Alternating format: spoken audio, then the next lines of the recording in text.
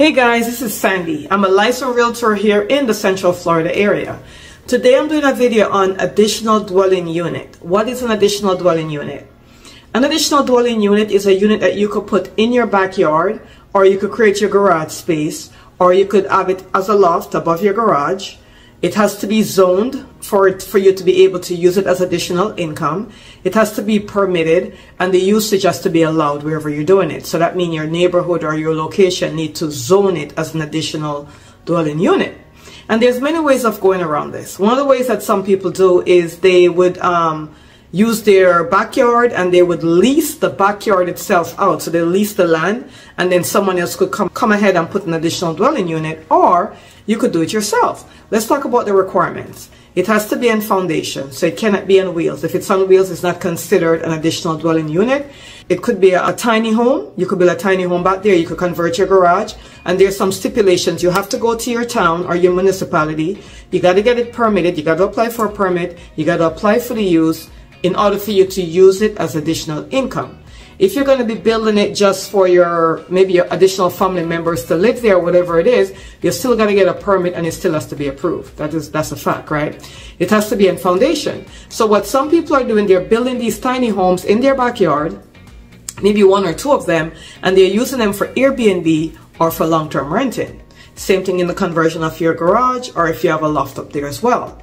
With the additional dwelling unit, there's 0 lot lines. So what that means is you could have 2 or 3 back-to-back tiny homes built in your backyard, using them for Airbnb, short-term renting, long-term renting, whatever you want that to be. Now, some states, the requirements are 700 square feet or less. I know lately, I think a year or so ago, they have approved it so you could have an additional dwelling unit up to 1,200 square feet. So if you're looking to make additional income, or you want to do some investment and that kind of thing, that's something you could definitely look into.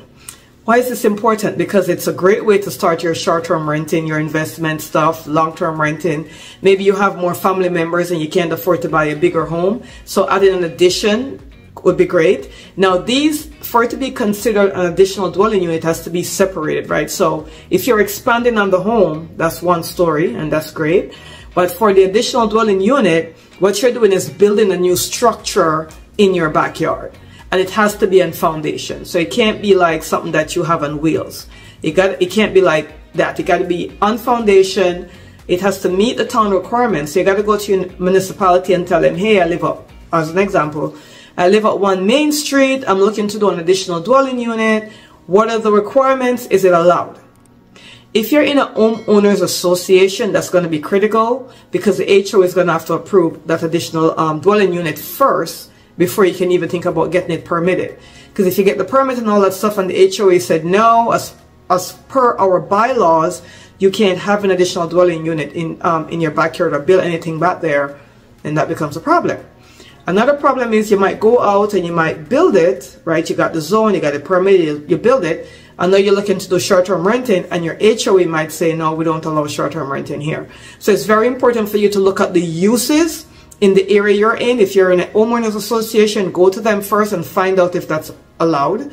If you're not in an HOA, then great. All you got to find out from the town then is it permitted? And and if it's not, can you get a special use? Like, can I use it for this purpose? And if it's not allowed, can I get a variance or a special use permit to build it in my backyard so I'm able to do this additional dwelling unit? But a lot of people are doing this. A lot of people are using this. They're starting this out as tiny homes or another structure. By the way, what are the requirements? I still was going on that, right? I went off this rabbit track. Anyway, one of the requirements is the unit that's on the property got to be 1,200 square feet or more for you to be able to use the backyard as additional dwelling unit, right? That means it has to be a big enough structure that's already there. It could be your primary home. It could be an investment property. As long as you have that 1,200 square feet or more as the main resident on the land, then you could then go and build the tiny home or whatever you're doing to get the additional dwelling unit. You could also convert your garage as long as it meets all the requirements that the municipality or the town wants it to meet. Some people have lofts that they build above their garage. That can also be considered additional dwelling unit as long as it's on foundation. If you're looking to build it to make income from it, that means you want to use it as a long-term renting, short-term renting, then you need to meet all the requirements in order for you to rent it to anyone for 3 months or more. Which means it has to be in foundation, it has to be zoned that way, you have to have a permit or a special use permit in the case of it's not regular permitted, and it has to be approved by the town. The good news about additional dwelling unit is it actually adds value to your property. So let's say I had a 1,500 square feet home, and I'm like, hey, I want to do Airbnb, but I don't want to do it in my home. And I have enough backyard space in the back. I'm going to build an additional dwelling unit back there, and I'm going to use it as either short-term or long-term renting. I'm going to go to my town. I'm going to apply for the permit, let them know what I'm doing. If I'm in a homeowners association, though, I'm going to go to those people first and make sure that's permitted in the development. Then I'll go and get the town's approval. Once approved, and I'm able to build a tiny home or whatever I'm building, maybe 700 square feet or less, which was the first requirement. Now the requirement is you could go up to 1,200 square feet, but you have to go to your town and find out what their requirements are, because each municipality will be different, each area will be different. Maybe it's zoned that way, but the HOA don't want to allow it. Maybe it's zoned that way, but the town doesn't think that it needs it, or the municipality don't think that you meet the requirements. If that's the case, you got to go back and find out what their requirements are.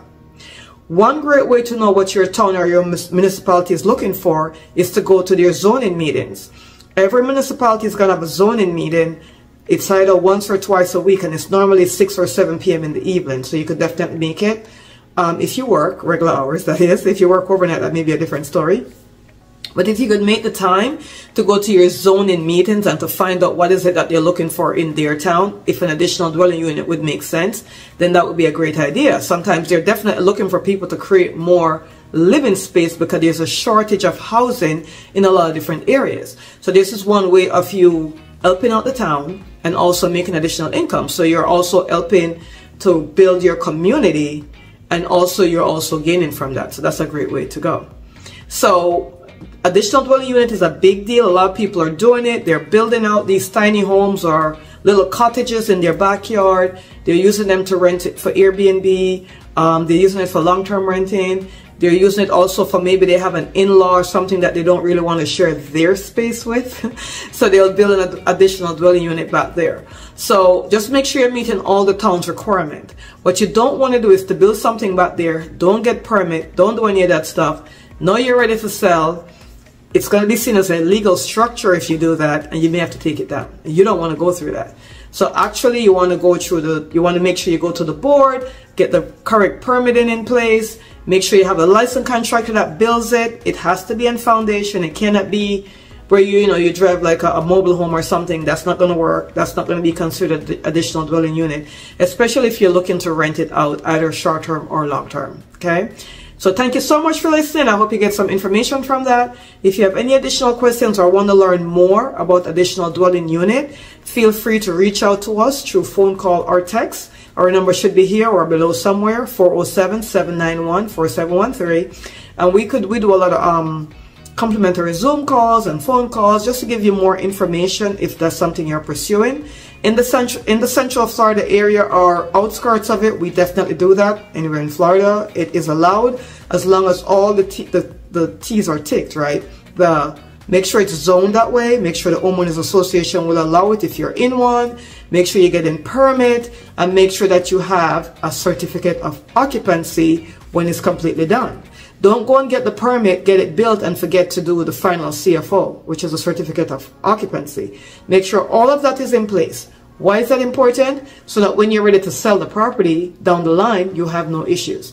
And it's legal and there's no problems, and you won't get into trouble with your neighbors. You know how neighbors are. They're looking to see what you're doing, and they're going to start checking to see if what you're doing is legal and if they could do it too. So make sure that you're crossing all your T's when you do this. Remember guys, subscribe to our channels. We're always coming out with new videos all the time. And be sure to hit on the bell so you're notified each time a new video is placed out there.